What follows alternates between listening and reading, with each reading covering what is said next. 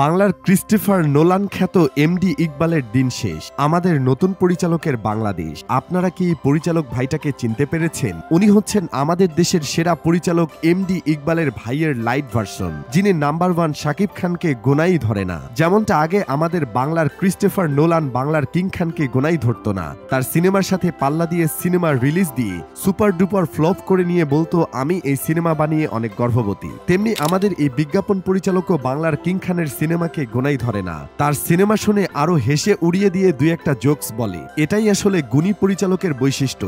এটাই নিজের সিনেমা নিয়ে কনফিডেন্সের বহিঃপ্রকাশ, যা সব ধরনের পরিচালকরাই করতে পারে না। আপনি বলিউডের কথাই চিন্তা করেন, শাহরুখ খান, সালমান খানের কোনো সিনেমা থাকলেই ভয়ে অন্য পরিচালকরা তার সিনেমা পিছিয়ে রিলিজ দেয়। সেই যুগে এসে আমাদের দেশের বাঘা বাঘা পরিচালকরা কোনো ভয়ই পান না নাম্বার 1 শাকিব খানের সিনেমা নিয়ে। বাংলার কিং খানের সিনেমার সাথে ক্লাশ করে। আমাদের বাংলার ক্রিস্টোফার নোলান ভাই শাকিব খানের সাথে ক্লাশ করেও যতগুলো সুপার ডুপার ফ্লপ সিনেমা উপহার দিয়েছে, সেই রকম সিনেমা এখন পর্যন্ত পৃথিবীর কোনো পরিচালকরাই দিতে পারে নাই। ঠিক তেমনি শাকিবের দরদ সিনেমা আসবে 15 তারিখ, তার আগে হলে রিলিজ হয়েছে আমাদের দেশের সেরা বিজ্ঞাপন পরিচালক রেজাউর রহমান ভাইয়ের সিনেমা 36, 24, 36। এই বিষয়ে তার কাছে জানতে চাইলে তিনি হেসে শাকিব খানকে উড়িয়ে দিয়ে বলেন, শাকিব খানের সিনেমা আসবে কিনা সেটা তো জানি না, এখনো শিওর না, কারণ সিনেমার ট্রেলারটাই এখনো দেখলাম না। ভাই একবার চিন্তা করে দেখেন, একটা ডিরেক্টরের কত নিজের সিনেমা নিয়ে আত্মবিশ্বাস থাকলে বাংলার কিং খানের সিনেমা নিয়ে এভাবে বলতে পারে?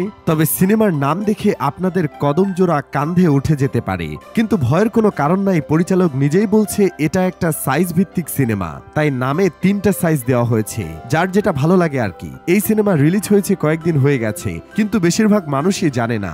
আবার যারা জানে তারাও এটা নাটক ভেবে বলতেছে আজকাল সিনেমা হলগুলোতে নাটকও দেখানো হচ্ছে, বাহ ভালোই তো। আবার এর উত্তরে কেউ বলতেছে দেশে সিনেমা না আসলে আর কি করবে, নাটক দিয়ে কাজ চালাতে হয়, কারণ ঠেলায় পড়লে বাঘেও ঘাস খায়। যারা এটা নাটক বলে আখ্যায়িত করেছেন তাদের উদ্দেশ্যে একটা কথা বলতে চাই, এটা কোনো নাটক না, এটা হচ্ছে 25,000 টাকার নায়িকা কারিনা কায়সারের প্রথম সিনেমা।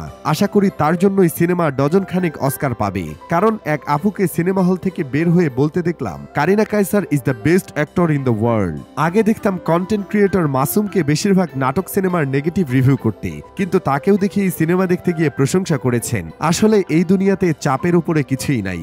এই সিনেমার রিভিউ দেওয়া কিছু মানুষকে দেখে যা বুঝলাম, বাংলাদেশে তেলের অভাব কখনো হবে না। তবে আমাদের এই নতুন পরিচালক ভাইয়ের আগে একটা মিনি সিরিজ করেছিল, সেটাও কয়েকটা অস্কার নিয়ে আসছে।